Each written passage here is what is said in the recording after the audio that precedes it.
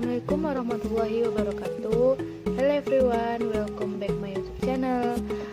Baiklah, di video kali ini kita akan membahas tentang uang dan penawaran uang.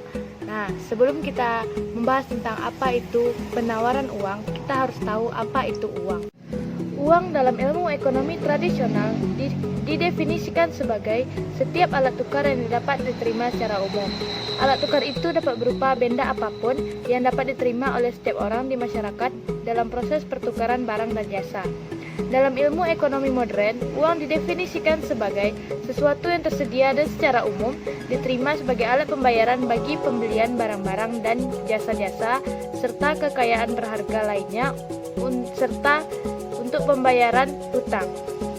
Beberapa ahli juga menyebutkan fungsi uang sebagai alat penunda pembayaran.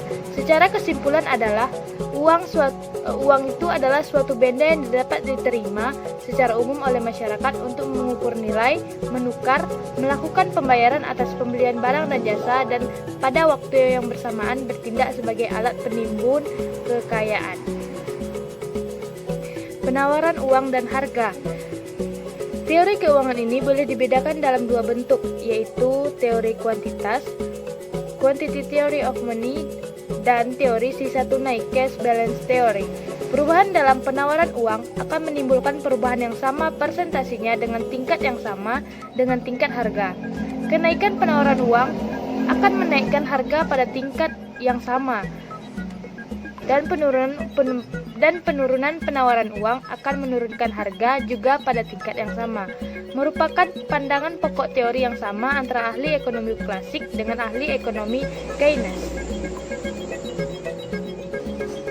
Di dalam penawaran uang ada namanya persamaan pertukaran, yaitu MV sama dengan PT. Dapat dinyatakan sebagai berikut. Keterangan: M adalah penawaran uang, V adalah laju peredaran uang, P adalah tingkat harga, dan T adalah jumlah barang dan jasa yang diperjualbelikan dalam perekonomian.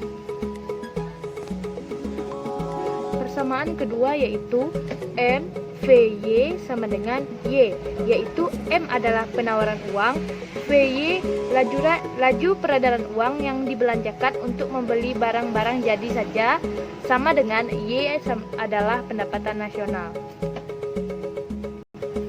Teori kuantitas uang. Teori kuantitas uang dapat diringkas sebagai perubahan dalam penawaran uang akan menimbulkan perubahan yang sama tingkatnya ke atas harga-harga, dan perubahan kedua variabel tersebut adalah ke arah yang sama. Pandangan teori kuantitas menurut Irving Fisher golongan ahli-ahli ekonomi klasik didasarkan kepada dua asumsi, yaitu 1. Laju peredaran uang atau V adalah tetap. Menurut ahli-ahli ekonomi klasik, kelajuan peredaran uang tergantung kepada beberapa faktor teknikal seperti sistem pembayaran gaji, ciri-ciri kegiatan perdagangan, efisiensi sistem pengangkutan, dan kepadatan penduduk. Faktor-faktor ini tidak mengalami perubahan dalam jangka waktu pendek, dan cara masyarakat menggunakan uang dan berbelanja tidak berubah. Yang kedua, kesempatan kerja penuh selalu tercapai dalam ekonomi. Oleh karena itu, jumlah barang-barang adalah tetap dan tidak dapat ditambah. Adapun rumusan Say yang berbunyi, setiap barang dikeluarkan akan dibeli masyarakat. Supply creates its own demand. Teori yang kedua, teori sisa tunai, yaitu beberapa tahun sebelum Irving Fisher mengembangkan teori kuantitas, seorang ahli ekonomi Inggris yaitu Alfred Marshall dari Cambridge mengembangkan teori sisa tunai yang juga menerangkan sifat hubungan di antara penawaran uang dan tingkat harga. Teori ini juga berpendapat bahwa dalam penawaran uang akan menimbulkan perubahan harga-harga yang sama tingkatnya. Berikut adalah persamaannya. Persamaannya yaitu M sama dengan K kecil, P kapital, D kapital, di mana MPT mempunyai arti yang sama dalam MV sama dengan PT. MV sama dengan PT. Dalam teori ini, K adalah bagian dari pendapatan. K adalah bagian dari pendapatan masyarakat yang tetap dipegang mereka dalam bentuk tunai. Kritik-kritik ke atas teori kuantitas uang. Ahli-ahli ekonomi modern yang menyokong teori kuantitas uang dikenal sebagai golongan monetaris. Golongan monetaris berpendapat bahwa kebijakan moneter adalah alat yang paling efektif untuk mengendalikan kegiatan ekonomi. Kritik-kritik yang utama dikemukakan oleh beberapa ahli berbeda pendapat ke atas teori kuantitas sebagai berikut. Yang pertama, pemisalan bahwa T adalah kurang tetap. Ahli-ahli ekonomi klasik berpendapat kesempatan kerja penuh selalu tercapai, maka seterusnya mereka berpendapat bahwa jumlah barang-barang dalam perekonomian tak dapat ditambah. Golongan Keynesian berpendapat bahwa kesempatan kerja penuh tidak selalu dicapai, yang banyak berlaku adalah kegiatan ekonomi yang tidak menggunakan faktor-faktor produksi secara sepenuhnya dan menyebabkan pengangguran. Yang kedua, laju peredaran uang tidak selalu tetap dalam jangka pendek dan jangka panjang. Menurut ahli ekonomi klasik, faktor yang mempengaruhi kelajuan peredaran uang yaitu 1. Pengangguran yang tinggi mengurangi pengeluaran masyarakat, inflasi, dan yang ketiga, dalam jangka panjang, kemajuan dan perkembangan institusi keuangan mengurangi sisa tunai ini dan mempercepat laju peredaran uang. Yang ketiga, perhubungan di antara penawaran uang dan harga adalah lebih rumit dari yang diterangkan oleh teori kuantitas. Yang keempat, teori kuantitas hanya memperhatikan fungsi uang sebagai alat untuk melicinkan kegiatan tukar-menukar dan transaksi dengan menggunakan uang. Yang kelima, teori kuantitas mengabaikan efek perubahan guna penawaran uang ke atas suku bunga. Tujuan-tujuan memegang uang. Yang pertama, permintaan uang untuk transaksi. Tingkat spesialisasi yang tinggi hanya mungkin wujud apabila pertukaran dilakukan dengan menggunakan uang, karena dengan ini pemilik uang dapat dengan mudah menggunakannya untuk membeli barang yang mereka perlukan. Yang kedua, permintaan uang untuk berjaga-jaga. Uang disisihkan untuk tujuan menghadapi keadaan kesusahan atau masalah penting lain di masa depan, dinamakan permintaan uang untuk berjaga-jaga. Permintaan uang untuk tujuan awasan adalah permintaan uang untuk menghadapi kesusahan seperti apabila ada anggota keluarga yang sakit. Yang ketiga, permintaan uang untuk spekulasi. Masyarakat menggunakan pola uangnya untuk tujuan spekulasi, yaitu disimpan atau digunakan untuk membeli surat-surat berharga seperti obligasi pemerintah, saham perusahaan, dan treasury bill. Peranan uang dalam perekonomian. Milton Friedman merupakan pelopor golongan monetaris yang mengemukakan pandangan baru yang pada dasarnya menyempurnakan pandangan teori kuantitas. Teori Friedman berpendapat bahwa bertambahan penawaran uang dapat menimbulkan kenaikan harga maupun kenaikan pendapatan nasional real. Melalui analisis agregat demand Amerika Serikat atau agregat supply, dapat dibuktikan bahwa pandangan golongan klasik dan Keynes tidak sepenuhnya benar. Pandangan klasik kurang tepat karena kesempatan kerja penuh tidak selalu tercapai. Oleh sebab itu, jumlah barang dalam ekonomi dapat berubah. Melalui analisis agregat demand dan analisis agregat supply, dapat dibuktikan bahwa pandangan golongan klasik dan Keynes tidak sepenuhnya benar. Pandangan klasik kurang tepat karena 1.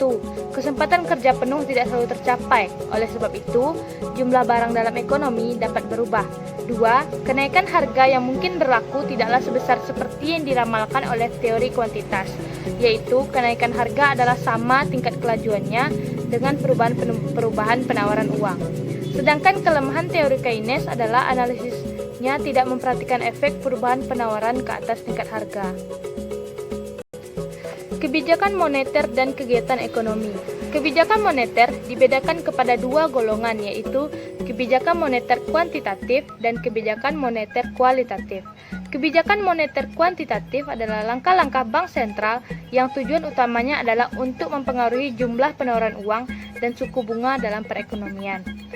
Sedangkan kebijakan moneter kualitatif adalah langkah-langkah bank sentral yang bertujuan mengawasi bentuk-bentuk pinjaman dan investasi yang dilakukan oleh bank-bank perdagangan.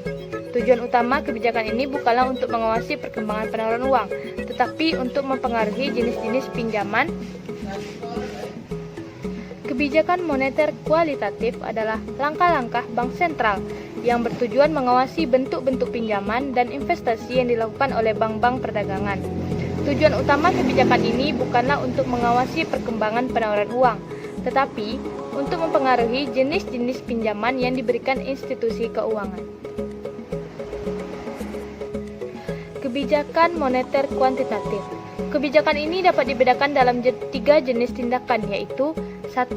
Melakukan jual beli surat berharga di dalam pasar uang dan pasar modal. Langkah ini dinamakan operasi pasar terbuka. Yang kedua, membuat perubahan ke atas suku diskonto dan suku bunga yang harus dibayar oleh bank-bank perdagangan. Yang ketiga, membuat perubahan atas cadangan minimum yang harus disimpan oleh bank-bank perdagangan. Baik, kita akan membahas apa itu pasar terbuka. Operasi pasar terbuka. Penawaran uang akan bertambah karena apabila bank sentral melakukan pembayaran atas pembelian surat-surat berharga, maka cadangan yang ada pada bank perdagangan telah menjadi besar.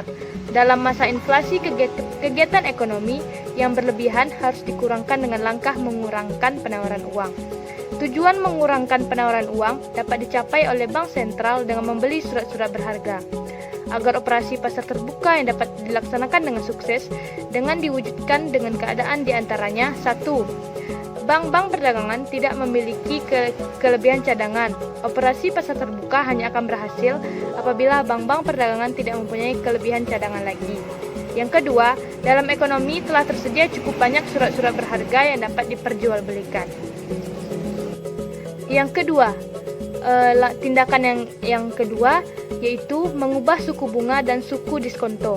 Ada 2 bentuk bantuan untuk bank-bank perdagangan yang dapat diberikan oleh bank sentral, yaitu 1. Dengan memberikan pinjaman. Yang kedua, dengan membeli surat-surat berharga tertentu yang dimiliki oleh bank perdagangan yang memerlukan bantuan. Bank sentral hanya akan menerima surat-surat berharga yang mudah tunai, seperti sertifikat Bank Indonesia. Apabila bank perdagangan menjual surat-surat berharga seperti itu kepada bank sentral, maka langkah itu dinamakan mendiskontokan surat-surat berharga. Bank sentral akan menetapkan suku diskonto dan sertifikat Bank Indonesia atau surat-surat berharga lainnya yang mudah tunai dijual kepada bank sentral. Tingkat yang ditentukan oleh bank sentral tersebut dinamakan suku diskonto atau suku bank. Peranan bank sentral sebagai suatu sumber pinjaman atau tempat untuk mendiskontokan surat-surat berharga tersebut dapat digunakan oleh bank sentral sebagai suatu alat untuk mengendalikan jumlah penawaran uang dan tingkat kegiatan ekonomi. Selanjutnya, tindakan yang ketiga yaitu mengubah tingkat cadangan minimum. Apabila kelebihan cadangan banyak terdapat di bank-bank perdagangan di dalam mempengaruhi penawaran uang, langkah bank sentral yang paling efektif adalah dengan mengubah tingkat cadangan minimum. Nah, tadi kan kita membahas tentang kebijakan moneter kuantitatif. Sekarang kita akan membahas tentang kebijakan moneter kualitatif. Kebijakan moneter yang bersifat kualitatif biasanya dibedakan menjadi 2 jenis, yaitu pengawalan pinjaman secara terpilih dilakukan dengan menentukan jenis-jenis pinjaman mana yang harus dikurangkan atau digalakkan. Yang kedua, pembujukan moral dilakukan oleh bank sentral yang mengadakan pertemuan langsung dengan bank-bank perdagangan untuk meminta mereka melakukan langkah-langkah tertentu. Yang pertama, kita bahas yang pertama, pengawasan pinjaman secara terpilih.